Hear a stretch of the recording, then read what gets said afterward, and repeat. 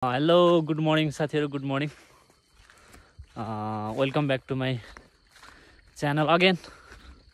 आज चाहिँ म यतै छु गाउँतिर। हामी यो सम्माको पाखा भन्ने ठाउँमा छौँ। थोरै आउन ढिलो भयो। अहिले हिमाल सबै क्लियर तरिकाले देखिएको छ पछाडि। अब अलिअलि क्लाउडी पनि भइसकेको छ र म चाहिँ यहाँ बसेर आज तपाईहरुलाई यहाँको भ्यू देखाउन गइरहेको छु। भिडियो सुरुदेखि अन्त्यसम्म हेर्दिनु होला।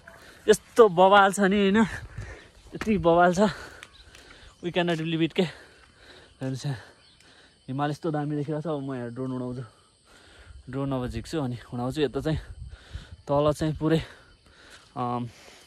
क्लाउडी भइरहेछ, फगी भइरहेछ, पुरै कुहिरो आइरहेछ। यता हिमाल चाहिँ यस्तो बवाल देखिरहेछ। पोखराबाट कम्तीमा 1 घण्टाको दूरी लाग्ने यस रूपा गाउँपालिका वडा नम्बर 7 अवस्थित धारापानी गाउँबाट देखिने दृश्यमा हजुरहरु सामु देखाउन गइरहेको छु। तल चाहिँ एकदमै कुहिरो लागिरहेछ। यता देख्न सक्नुहुन्छ, यता मान्दुङकोट जस्तो देखिरहेको छ। थोरै बढी ज्यादा कुहिरो लागेको कारणले गर्दा तलको गाउँ चाहिँ देखिएको छैन। मैले चाहिँ यो फुटेज हान्दाखेरि चाहिँ अलिकति मान्दुङकोटको जस्तो याद आएको के। हेर्नु न कस्तो दामी देखिरहेको छ है। यो तलको गाउँ चाहिँ यो धारापानी गाउँ। यो अहिले चाहिँ यो बाटो सबै ढलान भइरहेको छ। यो धारापानीदेखि माथि यो गतेको डाँडासम्मको चाहिँ बाटो सडक अनि घरहरू मैले हजुरहरुलाई देखाइरहेको छु।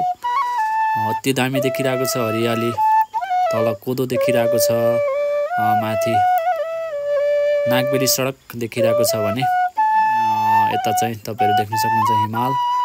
अति दामी देखिरहेको छ है। यो बाटो चाहिँ हामी यहीबाट यही बाटोबाटै हुँदै हामी चाहिँ सेक्लुङकोट तर्फ पनि जान सक्छौं। यही बाटो जाने अति नै दामी छ। एकचोटी आएर भिजिट गरिदिनु होला। सफा मौसम हुने बेलामा चाहिँ बिहान यो मैले चाहिँ यो 7 बजे 7:30 बजेतिर गएर लिएको भिडियो हो। भिडियो कस्तो भएको छ हेरेपछि प्रतिक्रिया दिन पनि नभुल्नु होला है। फेरि अहिले मैले चाहिँ यतापट्टि यो फेरि घुमाएर एकचोटी कस्तो आउँदो रहेछ, कस्तो देखिँदो रहेछ भनेर फेरि धारापानी गाउँलाई डबल फुटेज दिइरहेको छु। अहिले चाहिँ म यता धारापानीबाट घरेडी गाउँतर्फ लागिरहेको छु। बीचमा कुहिरो आएको कारणले गर्दा मैले पुरै चाहिँ फुटेज लिएको छैन।